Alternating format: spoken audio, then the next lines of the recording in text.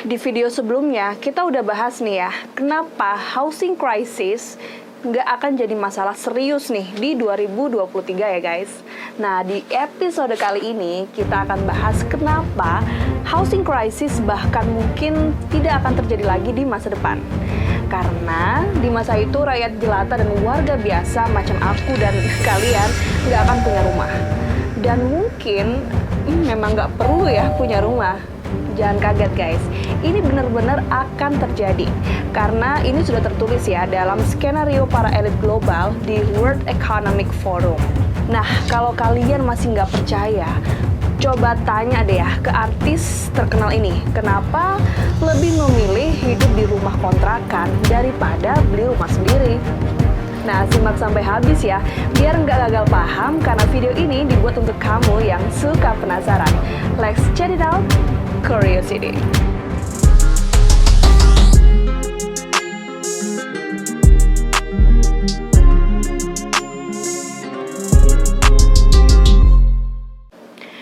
Kalau kalian termasuk orang yang percaya teori konspirasi bahwa pandemi itu by design, kalian harus lihat ini deh. Sebaliknya, buat kalian yang nggak percaya kalau teori konspirasi, juga tetap harus lihat ini. Karena ini dipublish oleh World Economic Forum, bukan forum ecek-ecek, bukan abal-abal. Nah, forum ini adalah salah satu forum paling berpengaruh, paling prestisius, tempat ngumpulnya konglomerat dan elit politik global setiap tahunnya di Davos, Swiss. Now is the historical moment, the time, not only to fight severe virus, but to shape the system. We have a unique but rapidly shrinking window of opportunity to learn lessons and reset ourselves on a more sustainable path. It is an opportunity we have never had before. Video itu dipublis saat launching tema pertemuan World Economic Forum atau WEF 2020, yaitu The Great Reset.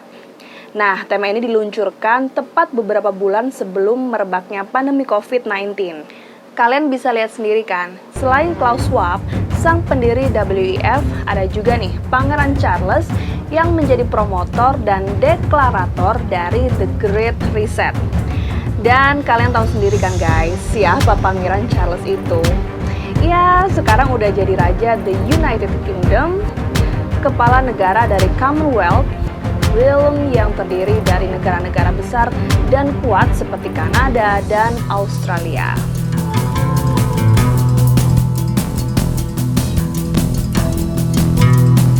The Great Reset terinspirasi dari tulisan Ida Auken, seorang anggota parlemen sekaligus mantan Menteri Lingkungan Hidup di Denmark.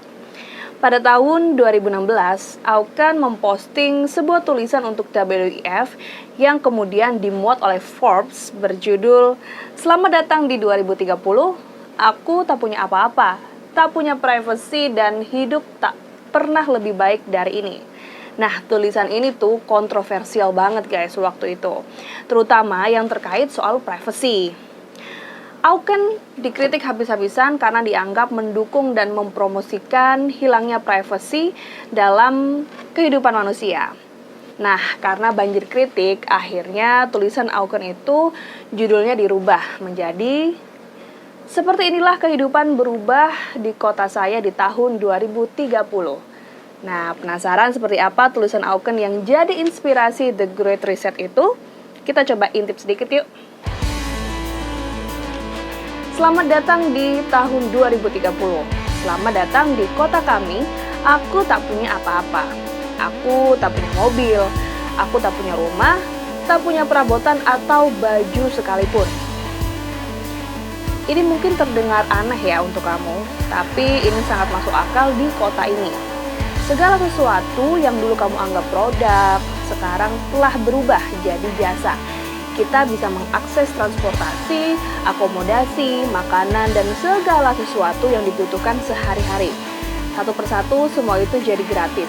Alhasil, jadi nggak make sense buat kami untuk memiliki banyak hal. Pertama, komunikasi telah terdigitasi dan gratis untuk semua orang.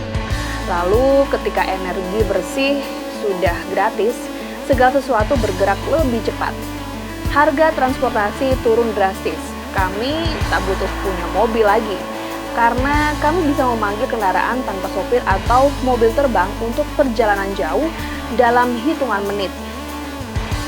Di kota ini, kami tak perlu bayar kontrakan tempat tinggal karena orang lain bisa memakai ruang gratis kita kapan aja ketika kita tak membutuhkannya. Kadang-kadang aku masak sendiri. Ini sangat mudah. Alat-alat dapur segera terkirim di depan pintu dalam hitungan menit. Karena transportasi jadi gratis, kami berhenti memiliki perabotan yang memenuhi rumah. Kenapa harus punya ketika kita bisa order ketika butuh? Belanja? Aku sudah lupa apa itu belanja. Buat kami, itu sudah berubah jadi memilih apa yang mau dipakai. Kadang memilih-milih itu menyenangkan. Kadang aku biarkan algoritma yang pilihkan untukku. Sekarang ini, algoritma lebih tahu seleraku daripada aku sendiri. Keprihatinan terbesarku adalah orang-orang yang tak tinggal di kota kami. Mereka yang berpisah dari kami. Mereka yang merasa bahwa teknologi sudah terlalu kebablasan. Mereka yang merasa jadi usang dan tak berguna ketika robot dan AI mengambil alih sebagian besar pekerjaan kami. Mereka yang kecewa dengan sistem politik dan menjadi oposisi. Mereka menjalani kehidupan yang berbeda di luar kota kami. Beberapa membangun komunitas kecil yang mandiri. Beberapa yang lain tinggal di rumah-rumah kosong di desa-desa kecil abad 19-an. Terkadang aku merasa terganggu dengan fakta bahwa aku benar-benar tak punya privacy. Tak ada tempat yang aku bisa pergi tanpa terregistrasi. Aku tahu bahwa dimanapun semua yang aku lakukan, pikirkan, dan impikan semuanya terekam. Aku hanya berharap tak ada orang yang menggunakan itu untuk merugikanku. Tapi bagaimanapun itu adalah kehidupan yang indah, jauh lebih baik dari jalan yang pernah kita lalui. Nah, kira-kira begitu nih ya guys, beberapa cuplikan tulisan dari Ida Auken. Kalau dilihat dari sisi teknologi sih, sepertinya memang bakal segera jadi kenyataan dalam waktu dekat ya guys.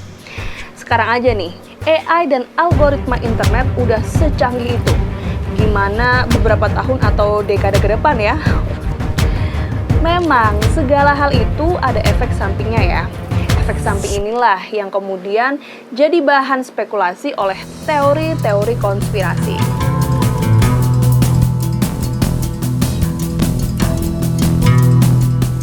Seandainya The Great Reset ini munculnya bukan dari WEF, mungkin nggak akan seheboh ini ya guys.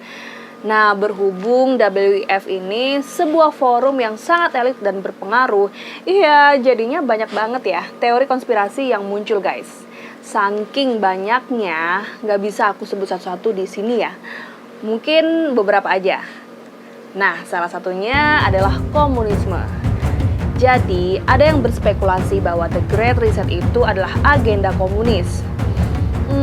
Masuk akal sih, karena doktrin komunisme kan memang tidak mengakui adanya kepemilikan pribadi, segala sesuatu itu milik publik atau negara. Nah, pas banget kan sama jargonnya The Great Reset tadi. You will own nothing, kamu nggak akan punya apa-apa and be happy, tapi kamu akan bahagia dengan itu. Ada juga yang berspekulasi bahwa ini adalah skenario dari Illuminati dan New World Order. Kalian pasti tahu kan simbol Illuminati yang mata satu itu? Nah, simbol mata satu itu tuh menggambarkan ambisi Illuminati untuk mengontrol umat manusia. Lewat apa? Lewat teknologi. Masuk akal juga sih ya teori ini, karena seperti penggambaran di tulisan Auken tadi, kan di masa itu nggak ada lagi privacy. Semua hal terekam dan bisa dianalisis dengan canggih oleh algoritma atau AI. Ada yang bilang juga ini salah satu tanda-tanda akhir zaman karena sistem pengawasan tersentral itu mirip-mirip kayak penggambaran Dajjal atau Antichrist. Kalau menurut aku pribadi sih ya, ini tuh tetap dalam koridor kapitalisme guys. Kata kuncinya adalah sewa dan jasa. Bisa dibayangin sih, ketika mayoritas manusia hanya perlu menyewa atau membayar jasa tanpa memiliki, lantas siapa dong yang pegang kepemilikannya? Siapa yang punya perusahaan jasanya? Masa alien atau The Demit? Ya pastinya konglomerat-konglomerat itulah.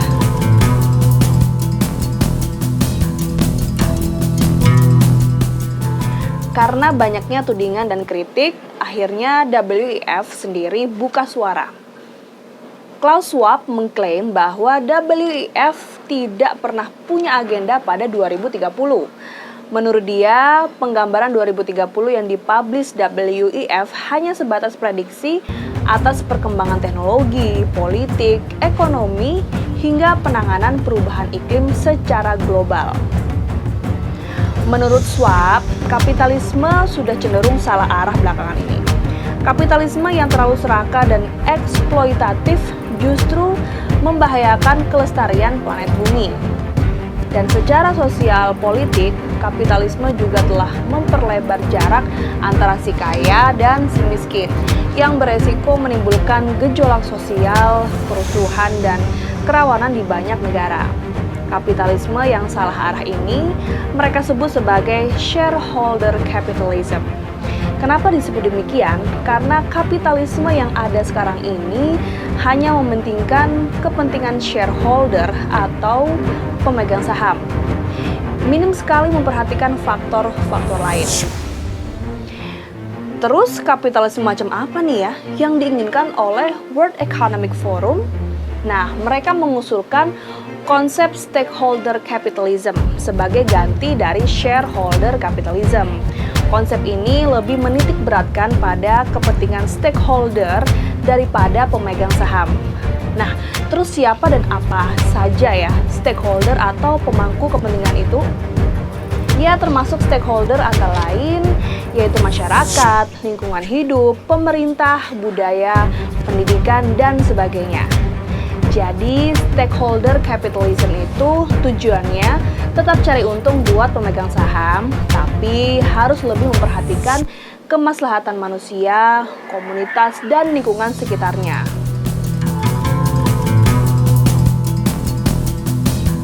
Jadi gitu ya guys, penjelasan atau klarifikasi dari WEF terkait The Great Reset dan Agenda 2030. Kalau dari sisi positifnya sih, bagus aja ya guys. Perkembangan teknologi kan memang nggak bisa dibendung ya. Dari revolusi industri 1, 2, sampai 4, semuanya terjadi karena adanya perkembangan teknologi. Banyak yang berusaha menghambat, tapi ya ujung-ujungnya tetap terjadi juga kan.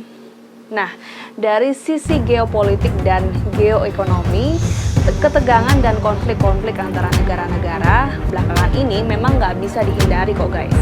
Itu semua bagian dari siklus suksesi dominasi dunia yang dipergilirkan dari satu negara ke negara lain. Bagaimana cara suksesi atau peralihan dominasinya? Ya dengan perang. Nggak pernah ada ceritanya dalam sejarah dalam satu abad itu terlewati tanpa perang besar guys. Soal ini nanti kita bahas lebih dalam di video khusus kali ya. So, gimana guys? Kira-kira menurut kalian itu asik atau ngeri nih hidup dalam dunia atau zaman yang tanpa privacy? Tanpa punya rumah dan punya apapun dan segala sesuatu serba diawasi. Kira-kira kalian akan happy atau sebaliknya? Pantengin terus ya postingan-postingan aku selanjutnya guys. Karena video ini dibuat untuk kamu yang suka penasaran. Stay cool, stay curious, and explore your curiosity.